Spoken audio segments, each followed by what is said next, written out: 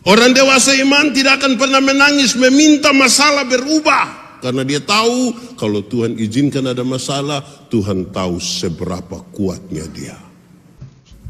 Cara terbaik menikmati hidup adalah bersyukur. Orang yang tidak tahu bersyukur itu tidak akan menikmati hidup. Dia tahu menjadi kaya, tapi tidak tahu menjadi bahagia. Dia tahu mengumpulkan uang yang banyak, tapi tidak tahu cara menikmati.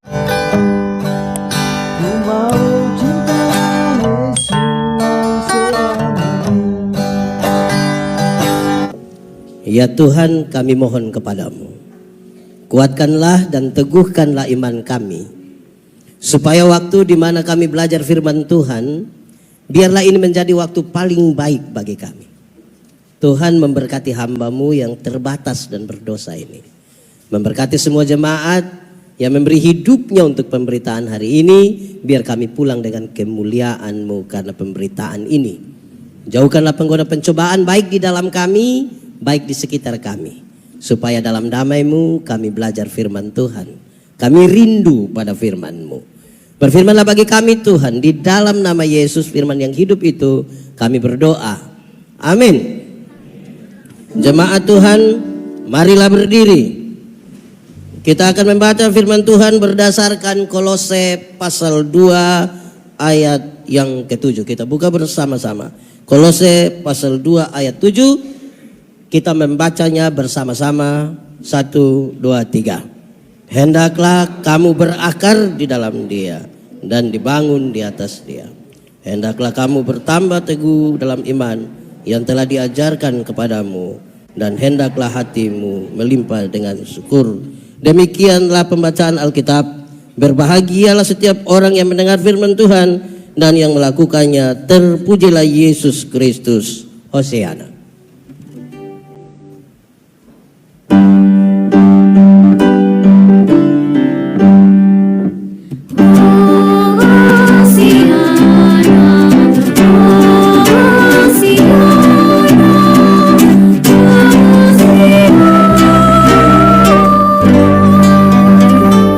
Mari silakan duduk semuanya. Bapak Ibu Saudara-saudara, Shalom. Yang paling pertama itu adalah nama. Nama. Tadi ketika saya dijemput ditanya, pendeta kenapa dipanggil Yandi tapi namanya Joseph Andreas. Jadi saya kasih tahu. Saya punya mama itu melahirkan saya kira-kira 48 tahun lalu di satu kota kecil di NTT, Soe namanya. Ini sebut mesti baik-baik. Soe, 1, 2, 3. Harus pakai tekan begitu, jangan bilang Soe. Itu bahaya kita itu, Soe. Soe artinya timba. Itu mama lahirkan saya di satu tempat yang sekarang ini jadi panti asuhan. Mama buta dua-dua mata dan separuh badannya lumpuh. Pemilik tempat itu namanya Joseph Andreas Christian, masih hidup hingga hari ini. Karena lihat ibu yang buta dan lumpuh itu melahirkan seorang anak laki-laki, beliau bilang, kasih saya punya nama di itu anak laki-laki. Jadilah saya Joseph Andreas. Puji Tuhan, 10 tahun 11 bulan kemudian mama sembuh. Dua-dua mata yang buta bisa melihat, separuh badan yang lumpuh itu pulih kembali. Mama umur 70 tahun sekarang. Rupa-rupanya di hamil awal sebelum sakit mama mau saya dipanggil Yandi. Tapi karena semua surat itu sudah tertulis Joseph Andreas, maka Yandi menjadi panggilan di rumah. Kenapa saya mulai dari ini? Karena setiap kali nama itu disebut, saya ingat bagaimana seorang perempuan yang sakit tapi melahirkan. Yang baik-baik saja melahirkan sakit, apalah yang sakit dan melahirkan. Setelah mama sembuh, saya bilang kepada banyak orang, saya bilang pada saudara-saudara, saya bilang pada istri saya bilang pada ipar-ipar saya, mama tidak ada salah. Dia mau marah, mau buat apa saja, tugas kita hanya dengar. Setiap kali nama itu disebut, saya ingat sesuatu. Gereja ini namanya? Waktu sebut Gibeon, apa yang saudara ingat? Nah ini mulai kacau ini. Waktu disebut Gibeon, apa yang tadi kan kita ikut sejarah gereja yang disampaikan. Waktu disebutkan Gibeon, apa yang kita ingat? Harusnya ada sesuatu yang kita ingat setiap kali nama itu disebut. Amin. Itu pertama. Kedua, Hari ini kita merayakan ulang tahun Jemaat Gibeon ke berapa? 38 itu sudah banyak atau masih sedikit? Sudah tua atau masih muda? Tua atau muda? Yang benar ini dia sudah banyak atau sedikit? Aneh juga itu pertanyaan. Tapi saya mau kasih tahu kita di awal saudara-saudara bahwa kedewasaan itu ada 3. Ada berapa? 1, dewasa biologis. Sama-sama 1, 2, 3. Dewasa biologis itu 10 tahun lalu berat badan kita hanya 37 dan sekarang 73. Itu dewasa biologis. 10 tahun lalu kita pakai celana nomor 27, tidak ada masalah karena perut rata saja. Sekarang perut macam ada 3, 1 di sini, 1 di sini, 1 di sini. Itu dewasa biologis. Siapapun bisa begitu, makan tidur, cocok, naik. Ini sebenarnya dia bicara tentang pembangunan fisik. Saya bayangkan 38 tahun lalu gereja ini masih gereja di tempat yang belum seindah ini kan. Dan sekarang kita bergereja di tempat yang bagus. Pakai AC lagi. Orang tidak bisa tidur di rumah tapi bisa tidur di gereja. Tepuk tangan dulu, mantap itu. Mantap. Ada di sini yang biasa tidur di gereja? Ada juga. Tapi susah tidur di rumah. Makanya rajin-rajin datang gereja. 1, dewasa biologis. Kedua, dewasa psikologi. Sama-sama 1, 2, 3. Dewasa psikologi tidak tergantung umur dan berat badan. Umur 40 tahun tapi kalau tukang tersinggung, sedikit-sedikit tersinggung, sedikit-sedikit tersinggung, sedikit-sedikit tersinggung. Ada juga. Di Gibeon ada. Presbiter atau jemaat? Tersinggung kok sedikit-sedikit. Sedikit-sedikit mau keluar dari Gibeon, mau bikin gereja baru. Ada juga di Gibeon nih. Itu badan besar. Tapi sesungguhnya masih di Kupang itu kalau orang biasa tersinggung, orang begini. 2. Ketiga, dewasa iman. Sama-sama 1, 2, 3. Dewasa iman tidak tergantung berapa lama kita berjemaat. Dewasa iman tidak tergantung berapa lama kita bergereja. Dewasa iman tidak tergantung berapa lama kita melayani Tuhan, berapa lama kita menyanyi. Dewasa iman itu kira-kira begini. Ada anak umur 3 tahun ada mimbar berat 10 kg. Anak 3 tahun bisa pikul mimbar yang 10 kg? Tidak. 17 tahun kemudian dia umur 20 tahun bisa pikul mimbar yang 10 kg? Yang berubah anak atau meja? Itu dewasa iman. Tidak meminta beban menjadi ringan, tapi dia meminta bahu yang semakin kuat. Orang dewasa iman tidak akan pernah menangis meminta masalah berubah, karena dia tahu kalau Tuhan izinkan ada masalah, Tuhan tahu seberapa kuatnya dia. Saya mau tanya, saudara punya masalah? Tidak usah omong. Saya lihat ini muka masalah semua. Masalah ialah kesenjangan antara harapan dan kenyataan. Harapan menikah umur 28, kenyataan 34. Dan masalah.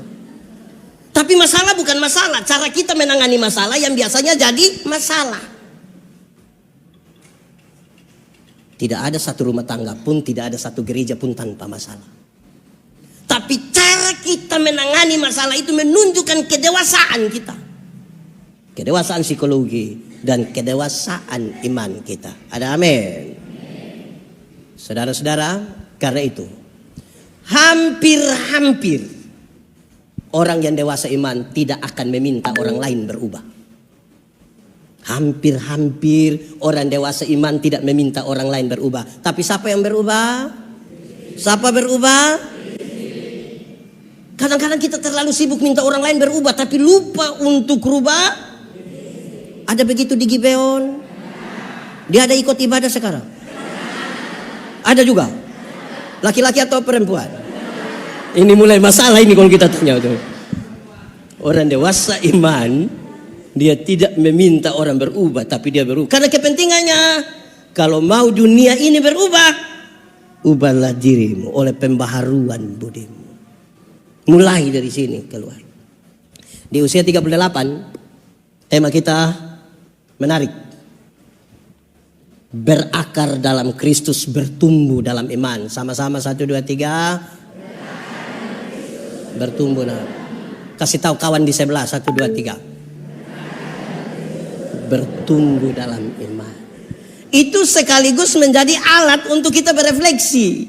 Apakah memang kita berakar dalam Kristus, bertumbuh dalam iman atau tidak? Lalu kita membaca teks ini, yang dengan ringan sekali mengungkapkan kepada kita 4 bagian yang menarik. Yang pertama dia bilang berakar. Sama-sama 1, 2, 3. Tahu akar?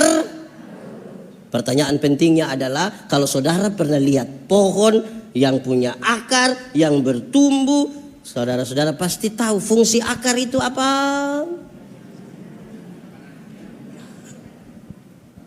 Akar itu paling tidak punya 2 fungsi. Yang pertama, supaya itu pohon berdiri tuh di situ.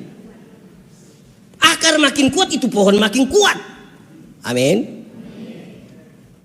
Tapi yang kedua, dia mencari makanan.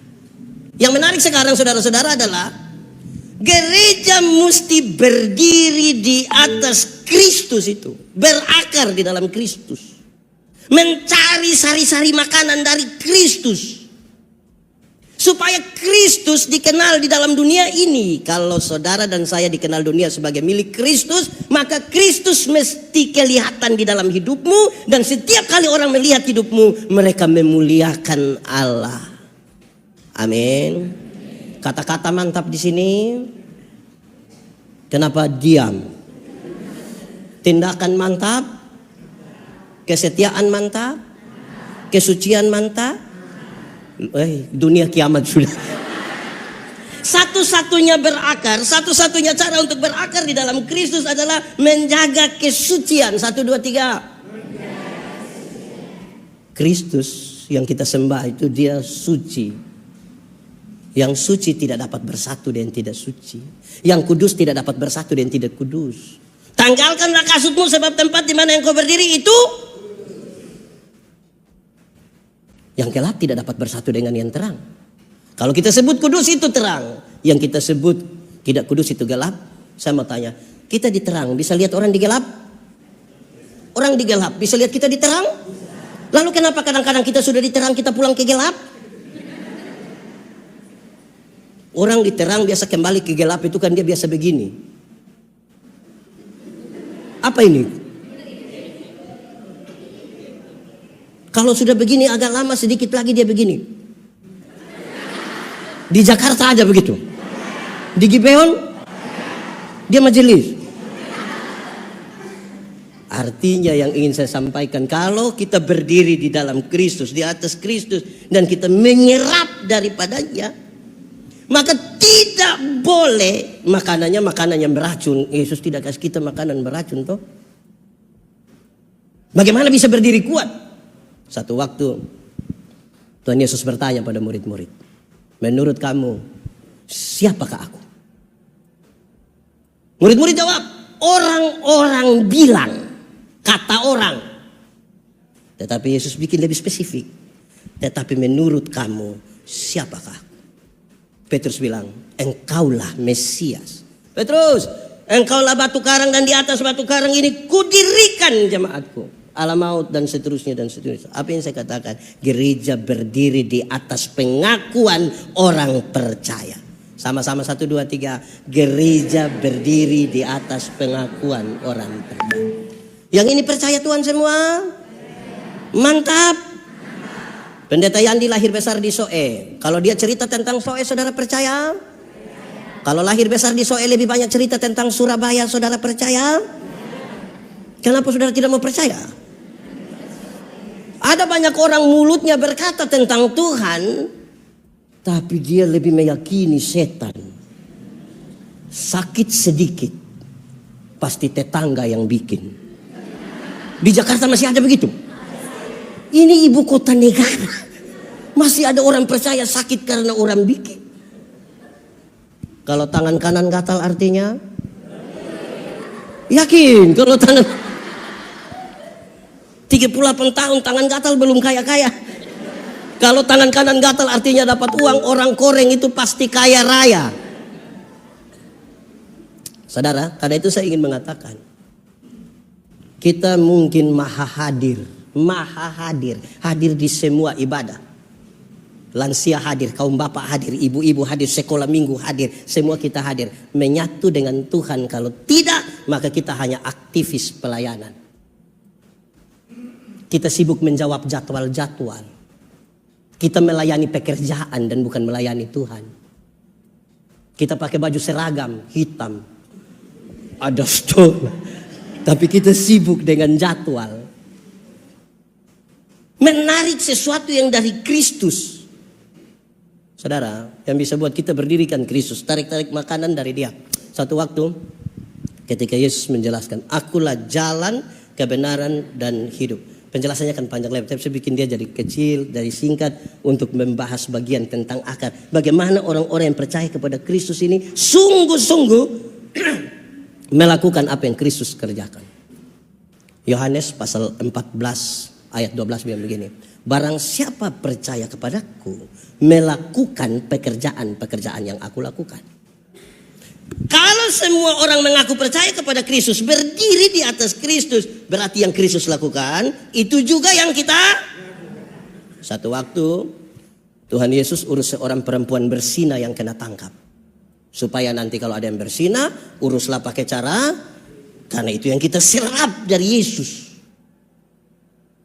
Orang-orang bawa perempuan ini di hadapan Yesus. Hukum setempat mengatakan dia harus dilempar dengan batu sampai mati.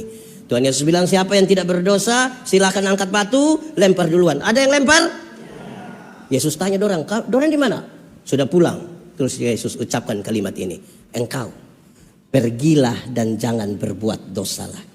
Kalimat engkau pergilah dan jangan berbuat dosa lagi. Tuhan Yesus tidak kompromi dengan dosa. Dosa tetap dosa. Tetapi kepada perempuan pendosa ini Tuhan Yesus beri kesempatan baru. Bahwa masa lalu tidak bisa dirubah. Tapi masa depan bisa dirancang di dalam nama Tuhan. Sekarang kalau penjelasannya begitu, pertanyaannya gampang. Suami-suami. Suami-suami. Satu saat ketahuan istri berselingkuh dengan teman kantor. Bisa urus pakai cara Yesus? Bisa? Mama, pergilah dan jangan berbuat dosa. Bisa? Kan yang kita serap dari Yesus itu. Saya yakin yang macam saya ini agak susah. Ada yang bilang, pergilah dan jangan pulang lagi. Saya mau tanya istri-istri, ibu-ibu. Satu saat ketahuan suami berselingkuh dengan teman kantor, bisa urus pakai cara Yesus? Bilang kepada suami, papa, pergilah dan jangan berbuat. Pasti beliau bilang, puji Tuhan. Sebagai pendeta kami urus banyak soal begitu. Ada yang ketika ketahuan begitu, ibu ini berdiri di pintu, baru dia bilang dia punya suami pakai bahasa Kupang. Papa kira papa sendiri bisa? Jangan lihat umur 40 tahun begini tapi berapa kecewa papa. Ini kalau cara urus begini tidak bisa. Ada satu waktu Tuhan Yesus urus sebuah dilema pajak.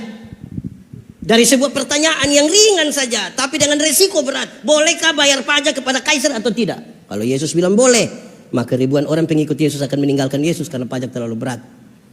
Tapi kalau Tuhan Yesus bilang tidak boleh bayar pajak kepada kaisar, maka dia akan dianggap memprovokasi masyarakat untuk lawan pemerintah. Pasti dia ditangkap.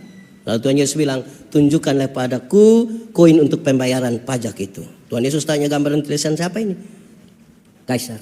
Berikanlah kepada kaisar apa yang wajib kamu berikan pada kaisar, tapi berikan pada Tuhan apa yang wajib kamu berikan pada Tuhan. Ini bukan soal perbuluhan, ini bukan soal uang. Gambar dan tulisan siapa ini? Kaisar.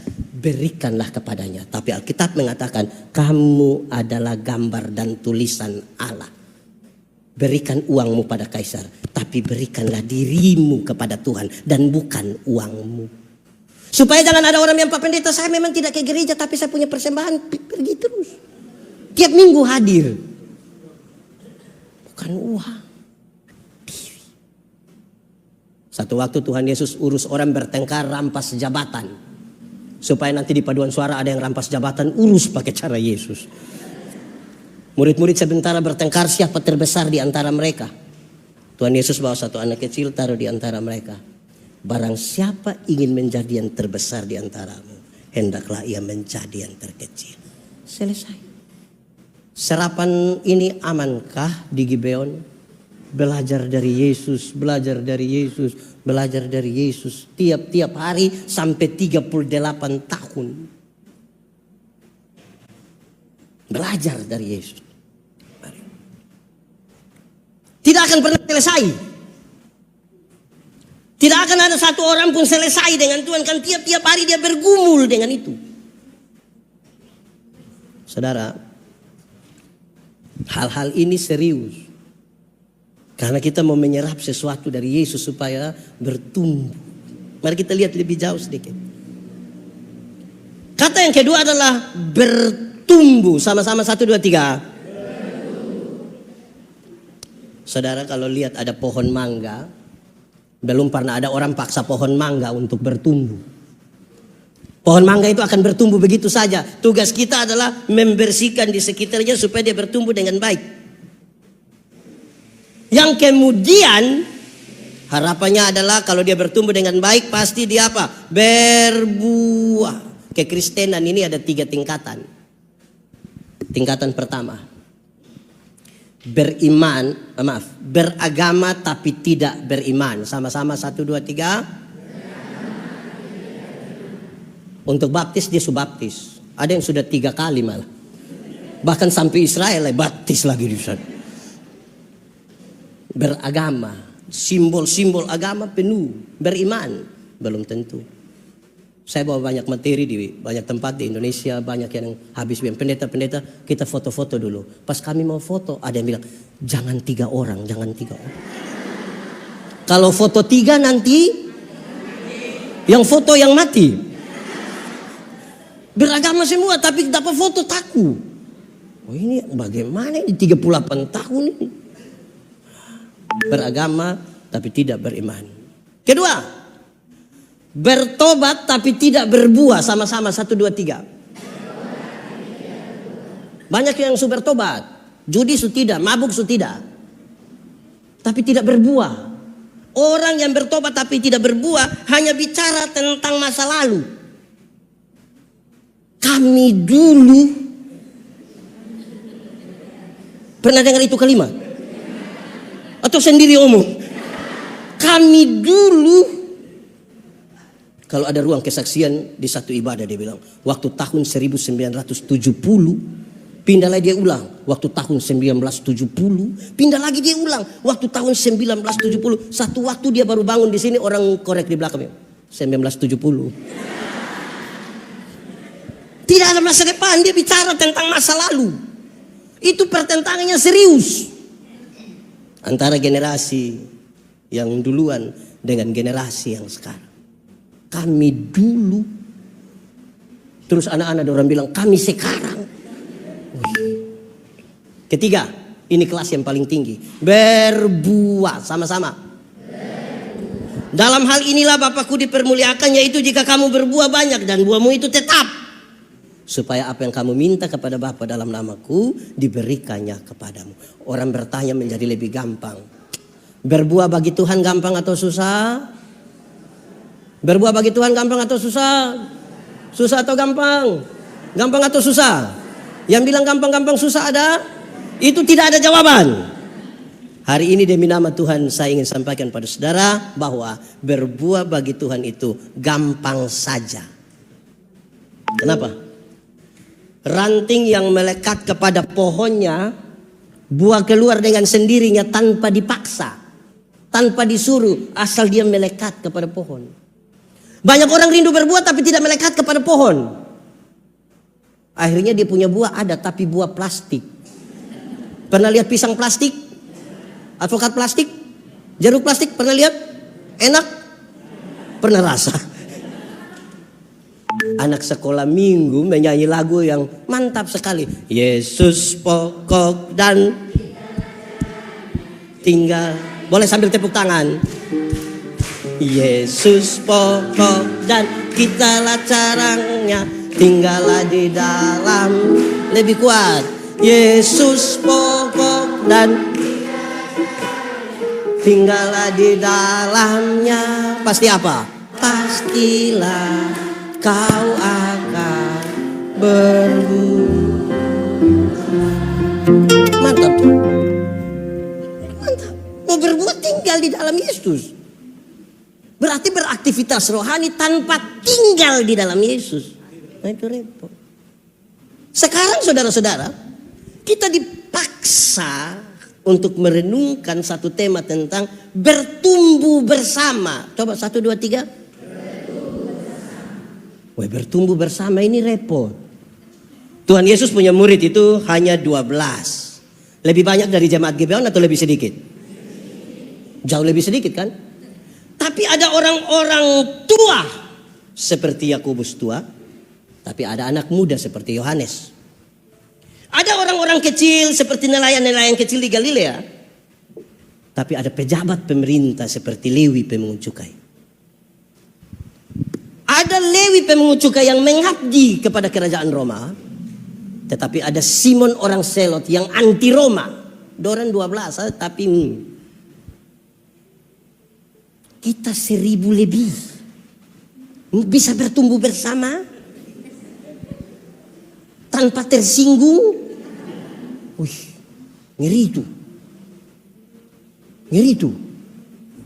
Kita diminta bertumbuh bersama ini, beda-beda ini. Saudara, Tuhan Yesus berdoa bagi murid-muridnya. Isi doanya menarik. Supaya mereka menjadi satu. Bukan supaya mereka menjadi seragam. Tapi supaya mereka menjadi, bukan menjadi. Banyak yang rindu jadi seragam. Jadi kalau dia rapat itu, omong tidak ikut dia tidak mau lah. Dia keluar saja biar kamu rapat sendiri. Ada begitu di Gibeon. Ada di sini. Bisa tunjuk. Itu. Aduh itu kita cari masalah. Jangan. Bahaya itu. Supaya mereka menjadi satu di dalam kasih. Dan supaya masing-masing pribadi dari murid-murid menyatu dulu dengan Tuhan, baru datang menyatu dalam persekutuan. Tidak boleh ada orang dalam persekutuan yang tidak menyatu dengan Tuhan, tapi dia mau menyatu dalam persekutuan. Itu bikin kacau. Saudara, satu waktu Paulus menulis surat kepada jemaat di Korintus. Dia dapat kabar jemaat di Korintus sudah mau pecahin karena 2 alasan. Alasan pertama, jemaat ini lagi pilih-pilih pelayan ini. Separuh bilang pelayan yang baik itu mesti seperti Paulus. Paulus itu 1 kali berkhotbah 2.000, 3.000 orang bertobat. Itu dulu baru pelayan. Separuh bilang pelayan yang bagus itu harus seperti Apolos. Karena dia orator yang hebat, khotbah 5-6 jam kita tidak mengantuk.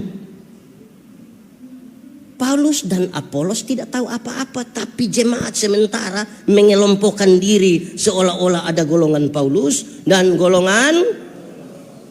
Di Gibeon ada berapa pendeta? Aman. Saya lihat jemaat ragu-ragu. Jemaat sekarang ini luar biasa. Baca warta jemaat. Minggu pagi dipimpin oleh pendeta ini.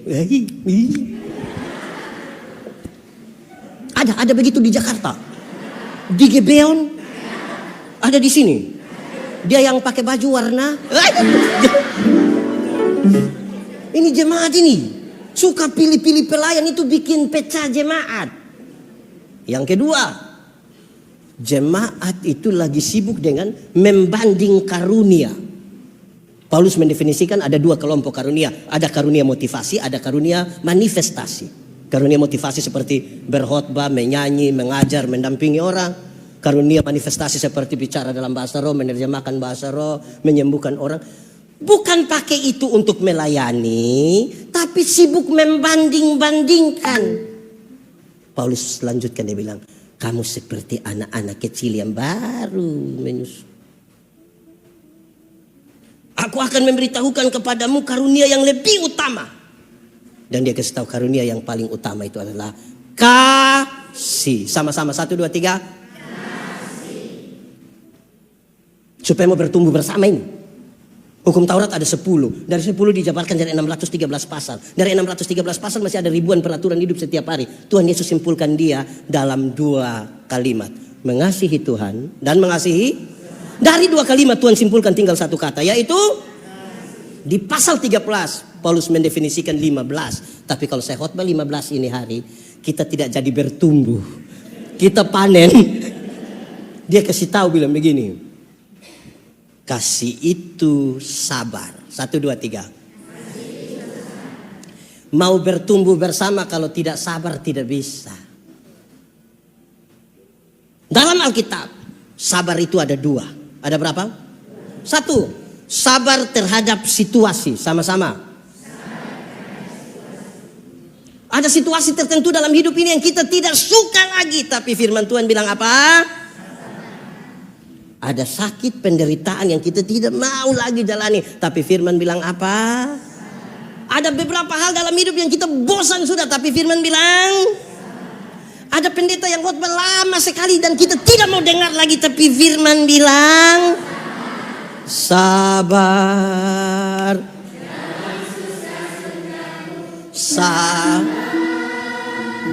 Tuhan ada sertamu. Sabar, sabar, beri kuat. Jemaat di Gibeon ini sabar-sabar semua. Wih, luar biasa. Tepuk tangan dulu buat ini jemaat. Tapi yang kedua, sabar terhadap orang. Sama-sama 1, 2, 3. Ada orang-orang tertentu dalam jemaat ini yang terlalu menjengkelkan. Tapi firman bilang, ada tetangga-tetangga yang dekat kita pun rumah itu terlalu menjengkelkan. Tapi firman bilang, ada pendeta-pendeta itu terlalu menjengkelkan. Tapi firman bilang, ada majelis jemaat itu terlalu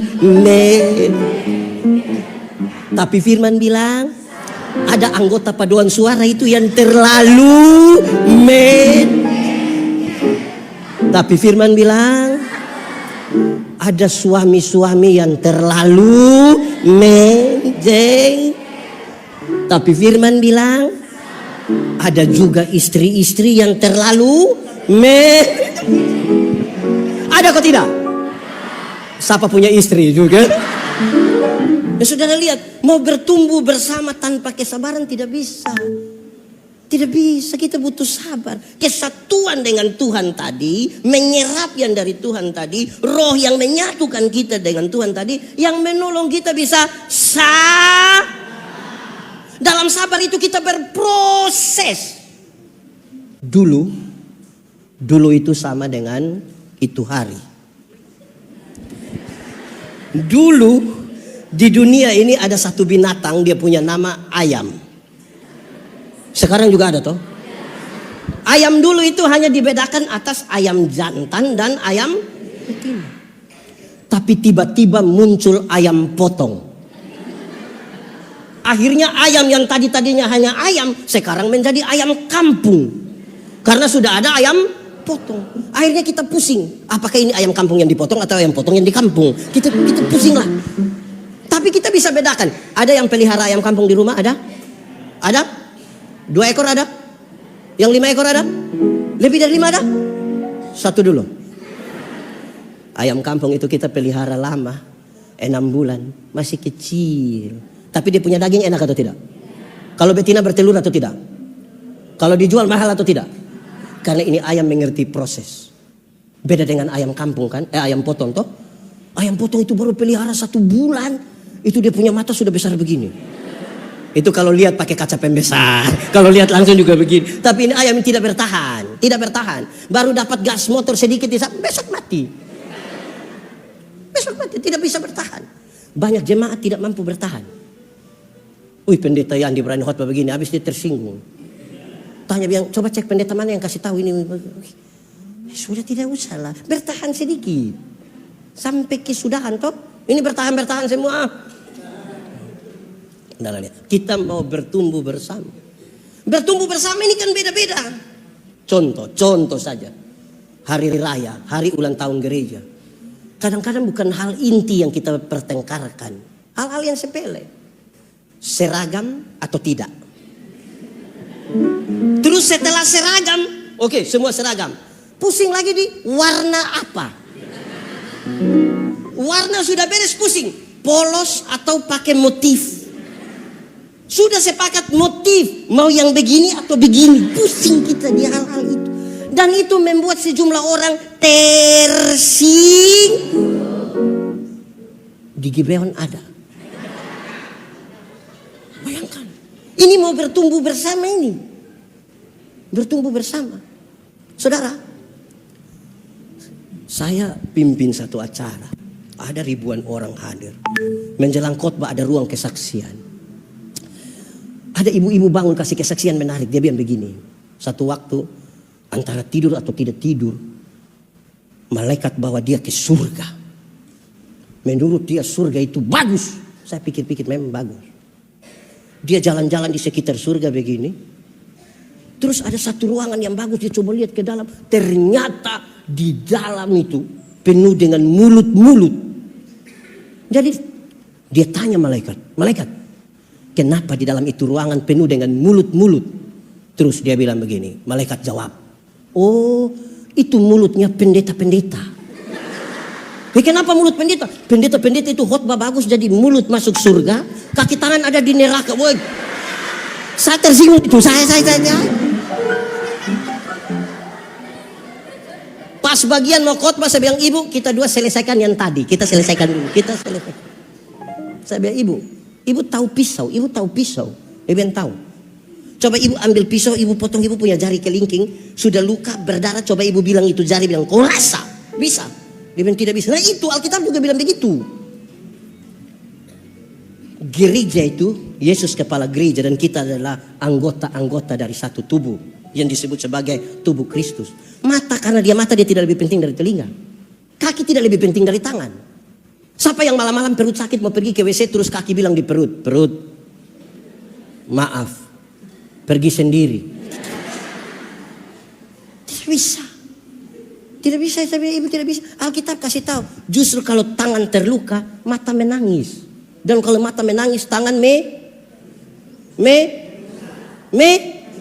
melap. Sudahlah, yang penting saudara mengerti lah. Sudah, yang penting mengerti. Ini nama apa itu? Lama. Iya, jadi saya bilang ibu yang kasih kesaksian jangan bikin kesaksian ini sesat di sini. Mau masuk semua, masak mulut di sana, kaki di sana. Mau kasih takut kita yang sebut surga? Jangan begitu. Ini kepaduan suara toh, ibu toh. Menyanyi paduan suara biar satu dia suara mau bagus ke mana, tolong sama-sama. Hai dunia gembira. Hai dunia, tidak bisa. Dia tidak boleh menonjol sendiri. Kan kita satu tubuh toh. Ada orang ini ada karunia menyanyi ada. Tapi tidak pernah menyanyi di gereja. Pendeta dari mimbar tanya, ada paduan suara vokal grup? No. Tapi kalau tiba-tiba ada pengumuman, Gubernur Jakarta dan Ketua Majelis Sinode GPIB akan beribadah bersama-sama di GPIB Gibeon. Solo dia, duet dia, vokal grup dia, paduan suara dia, tari-tarian dia. Ini karunia makam puji. Ini karunia ini bikin rusak. Ini tepuk tangan apa ini? Ini tepuk tangan apa ini? Ada begitu di sini. Ada ini dia. Saudara lihat, bertumbuh bersama itu butuh sabar, butuh kerendahan hati. Butuh itu semua yang kita serap dari Kristus. GPIB pakai tradisi Prapaskah atau Minggu Sengsara ya. Iya. Digemit sementara yang Yesus membasuh kaki. Dan untuk kasih tahu kepada kita semua supaya tolong kasih. Karena mau bertumbuh bersama. Bertumbuh bersama. Orang tua dulu itu kasih nasihat bilang begini. Kalau mau jalan cepat, jalanlah sendiri.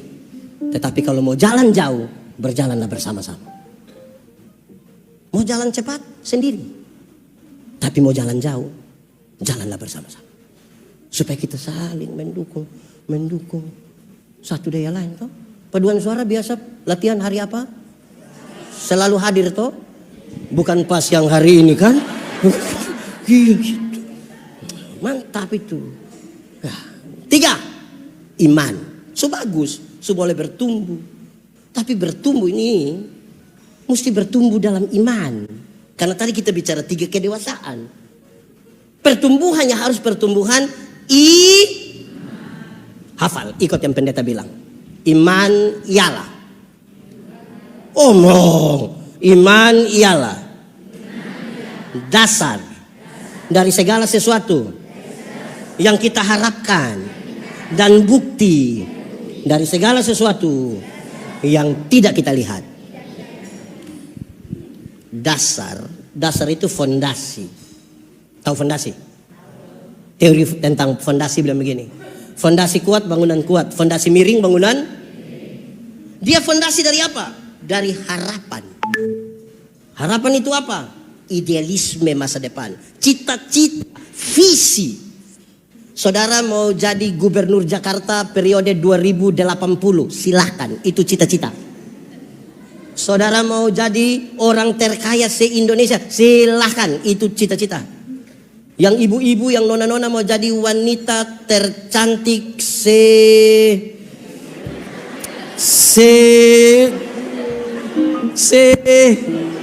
nah sudah segi peon lah ikut. Silahkan. Itu cita-cita. Yang membedakan kita dengan orang di luar gereja adalah di atas fondasi apa kita bangun. Karena orang yang tidak kenal Yesus pun, dia mau jadi gubernur Jakarta periode 2080. Dia juga ingin menjadi orang terkaya dan kalau dia perempuan dia juga ingin menjadi wanita tercantik dasar. Bukti dari yang dilihat atau tidak dilihat. Bagaimana menjelaskan? Arsitek waktu mau gambar ini bangunan, belum ada yang bangunan ini. Dia taruh dulu di dia punya otak. Berapa lantai? Balkon ada atau tidak? Menghadap ke mana? Pintu besar di mana? Jendela di mana? Tangga di mana? Ada berapa ruangan di sini? Dia taruh di otak. Kelihatan atau tidak kelihatan? Dari yang tidak kelihatan, dia coba gambarkan di satu kertas. Mulai kelihatan. Dari mulai yang kelihatan itu, orang mulai membangun ini gedung. Setelah gedung sudah bagus-bagus begini, kan banyak orang datang foto-foto di depan tuh. Pertanyaannya, yang foto-foto di depan itu dia tahu titik-titik terkuat dari ini gedung gereja? Siapa yang tahu? Yang menggambar dan yang mengerjakan. Dan Alkitab dengan ringan mengatakan, dan kamu adalah gambar dan tulisan Allah. Dia yang paling tahu titik-titik terkuat dan titik-titik paling lemah dalam hidup kita. Bagaimana kita mau membangun hidup ke masa depan, mengabaikan dia yang paling tahu titik-titik terkuat dalam hidup kita. Hati-hati saudara, kadang-kadang gereja ini makin sekuler, tapi bahasanya rohani. Gereja makin sekuler dengan bahasa yang rohani. Jangan sampai gereja sudah tidak lagi bisa mengandalkan Yesus sebagai yang paling kuat dan paling tahu kita punya hidup. GPB sudah habis pemilihan presbiter? Oke, mantap. Saya keliling banyak gereja. Di gereja kami juga ada pemilihan penatua, diaken. Yang menarik itu, kalau kami sebut rayon, di sini sebut apa? Sektor. Di rayon itu yang menarik ini jemaat orang ini. Orang bilang begini, pilih dia. Kenapa? Dia yang ada mobil. Supaya nanti kalau ada acara tinggal pakai dia punya. Jangan-jangan di GPIB juga begitu. Ada juga. Akhirnya dia punya mobil datang gereja, dia punya orang tidak datang. Terus yang terpilih datang menghadap pendeta. Pak Pendeta, sebenarnya saya tidak mau, tapi jemaat sudah mau. Sebenarnya siapa yang mau melayani? Dia tidak mau, tapi jemaat bilang, Bapak seumur hidup. Saudara lihat. Menggantungkan kita ini, menggantungkan harap ini disapa sebenarnya sekarang ini. Jadi jangan sampai bahasa kita bahasa rohani, tapi kita tidak sementara beriman kepada Kristus. Kita tidak lagi beriman pada Yesus Kristus, tapi kita rohani sekali. Simbol-simbol mantap kita semua. Orang beriman dan tidak beriman itu contoh gampang. Ada mobil jalan dari sini ke Bandung, celaka. Tinggal 2 orang yang hidup. 1 orang beriman, 1 tidak beriman. Yang beriman akan bilang, untung Tuhan saya selamat. Untung Yang tidak beriman bilang, untung tadi saya lompat cepat-cepat. Di satu peristiwa yang sama. Yang beriman bilang, untung. Yang tidak beriman mengatakan, untung. Di Gibeon ini untung Tuhan atau untung saya? Untung Tuhan atau untung saya? Satu waktu Yesus bilang, barang siapa mau mengikut aku, mesti menyangkal dirinya, memikul salibnya, mengikut aku. Saya tidak bicara dua, saya bicara yang pertama. Menyangkal diri. Menyangkal diri artinya bukan saya. Bukan saya. Tapi, bukan saya. Tapi, terus orang tanya, siapa yang bangun itu gedung ibadah dari Gibeon itu? Yang beriman bilang, bukan saya. Tapi, padahal ketua panitia yang pusing jalan ke mana-mana. Ada amplop persembahan nilai yang kasih dengan bilang, tidak selesai-selesai gue ini pembangunan. Tapi waktu ditanya, siapa yang bangun? Bukan saya. Tapi ada yang kita tanya, siapa yang bangun itu gereja? Bukan saya. Coba kamu cek saja. Wih, kalau dia mulai masuk di situ, ada pernah dengar itu kalimat? Kadang-kadang kita itu bisa geser Tuhan. Saya baru saja minggu lalu mutasi dari jemaat Agape pindah ke kantor Sinode Gemit. Saya suka ingat setiap kali mutasi itu. Jemaat-jemaat ini mantap. Saya kira di GPB mungkin tidak begitu ya, tapi kami mengalami. Saudara, kalau jemaat itu orang suka satu pendeta, orang akan menghadap ke majelis sinode. Sinode, jangan kasih pindah dulu kami punya pendeta, jangan. Kenapa? Kami sementara membangun. Terus sinode bilang, dia kepala tukang. Jadi kalau dia pindah pembangunan tidak. Itu kalau suka. Aduh, kalau dorang tidak suka ini pendeta, aduh. Ambil.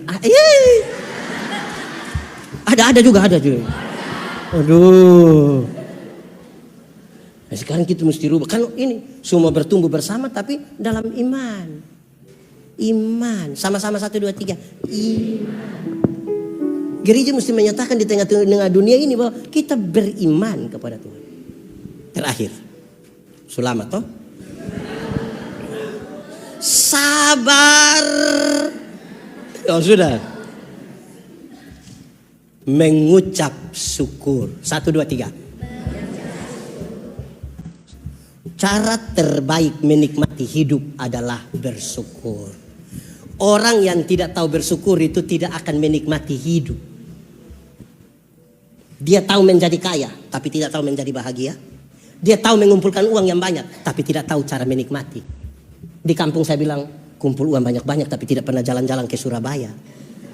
Nanti satu saat di Surabaya baru dia telepon, pendeta, yuk saya di Surabaya. Enak kok pesir-pesir, tidak pendeta. Lalu saya di rumah sakit Dr. Sutomo, pendeta dapat rujuk. Bersyukur, sama-sama 1, 2, 3. Kasih tau kawan di sebelah, 1, 2, 3. Orang yang tidak tahu bersyukur itu tiap hari hanya mengeluh. 1, 2, 3. Coba bayangkan satu muka yang penuh keluhan. Coba saudara bayangkan. Banyak yang datang itu dia, pendeta, hidup ini terlalu susah. Engkau mati sudah kalau memang sudah terlalu susah. Bersyukur. Bersyukur. Bersyukur ialah waktu di mana seluruh pikiran, perasaan, dan hidup hanya tertuju pada Tuhan. Itu namanya bersyukur. Waktu di mana seluruh pikiran, perasaan, hidup hanya tertuju pada. Ada orang bikin ibadah syukur, tapi pikiran perasaan tidak tertuju pada Tuhan. Ada yang dia pikir lain. Contoh, saya contoh ambil jauh ini, kan saya harus hati-hati omong ini barang. Kita semua ini akan mati dengan kesan.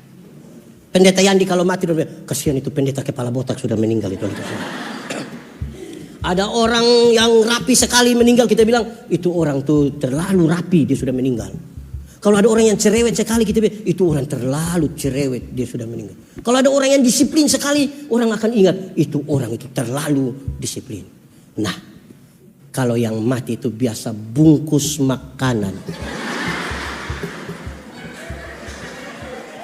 Itu kira-kira orang bilang apa? Pendeta tanya, siapa? Dia bilang, itu pendeta. Yang mana? Kita omong pasti pendeta tahu. Yang mana? Itu yang biasa babungkus. Ibadah syukur tapi pikiran perasaan tidak kepada Tuhan, tapi pada ada juga. Ya, bersyukur itu waktu di mana pikiran perasaan tuh hanya tertuju pada Tuhan. Akhirnya karena waktu itu pikiran perasaan hidup yang tertuju pada Tuhan, maka dia bisa bersyukur waktu sehat, bisa bersyukur waktu sukses, waktu menang, waktu mengucap syukurlah dalam segala.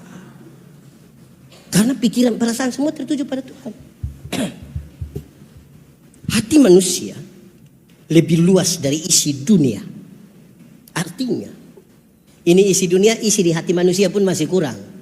Karena manusia selalu ada rasa tidak puas. Untuk menutupi ketidakpuasan itu, satu kata sama-sama, bersyukur. Ini jalan kaki dia berdoa, Tuhan kasih saya sepeda satu. Tuhan kasih sepeda satu, dia naik 2-3 bulan, dia berdoa lagi, Tuhan naik sepeda memang enak tapi tanjakan di situ Tuhan. Ini jadi engkau punya mau motor satu, Tuhan kasih motor satu. Naik 5-6 bulan dia berdoa lagi, Tuhan naik motor memang enak tapi saya punya istri berat 80, anak 3 orang dan nuntuk semua. Setiap kali motor bunyi, dorang 4 mau naik motor bawa masalah baru dalam kami punya rumah tangga Tuhan. Jadi engkau mau apa? Mobil satu. Tuhan kasih mobil satu, dia naik 1 tahun dia doa ulang, Tuhan naik mobil memang enak tapi kami punya anak pertama sudah menikah dan tinggal di Kepulauan Seribu. Masa mau ke sana bawa mobil Tuhan? Engkau mau apa lagi? Kapal laut satu. Tuhan kasih, dia pergi lihat mantu, cucu, pulang doa lagi. Aduh, pas musim hujan. Engkau mau apa lagi? Helikopter satu. Sikap kita terhadap berkat lebih penting dari berkat-berkat. Banyak orang punya mata itu tertuju pada berkat, bukan kepada sumber berkat. Makanya tidak tahu bersyukur. Dulu masih honor, gaji hanya sekian-sekian, itu pun dibayar 3 bulan sekali. Masih tahu bersyukur. Habis bulan masih ada 1.000. Sekarang sudah angkat, dapat jabatan, gaji pokok, tambah tunjangan ini itu. Habis bulan bendahara hanya bawa kertas putih datang bilang sudah potong semua. Sikap kita lebih penting dari itu berkat-berkat. Saya ada acara di Gorontalo. Saya pergi. Ada anak kecil ikut jemput. Waktu makan saya bilang, adek nggak sekolah hari ini. Saya izin pendeta. Kenapa izin? Izin mau jemput pendeta. Terima kasih sayang. Terima kasih. Sayang besar mau jadi apa? Mau jadi pendeta. Wah, mantap. Tapi om pendeta kasih ingat, adek, kalau adek mau kaya jangan jadi pendeta. Keputusan menjadi pendeta itu keputusan menjadi orang biasa-biasa saja. Kenapa? Pendeta-pendeta itu hidup oleh Tuhan melalui persembahan jemaat. Ada tahu? Yang persembahan jemaat dalam rupa uang itu uang yang gambar proklamator, itu jarang ke gereja. Yang paling banyak masuk gereja itu yang Patimura, pahlawan. Tapi kami hidup hingga hari ini. Kenapa Patimura pegang pedang begini? Karena ada yang ramah selamat sampai hampir patah itu Patimura punya pedang. Tapi kami hidup hingga, saya tidak khotbah supaya saudara kasih persembahan. Saya tidak itu. Persembahan itu persembahan diri, bukan persembahan uang. Ada satu orang dia kasih persembahan ini. Saya bilang, Bapak kenapa bikin tangan begitu? Yang pendeta, kalau tangan kanan memberi, tangan kiri tidak boleh tahu. Saya bilang, iya, tapi saya tahu. Dia yang pendeta tahu apa? 1.000.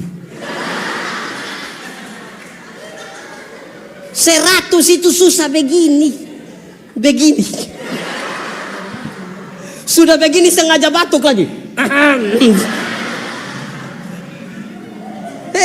Jangan takut dengan pemeliharaan Tuhan dalam hidupmu. Kenapa pendeta ngomong ini? Di banyak gereja itu bukan pikir program duluan, pikir uang duluan. Bikin kegiatan, uang di mana? Bikin uang di mana? Sudah uang jadi apa sudah di gereja? Di sini juga.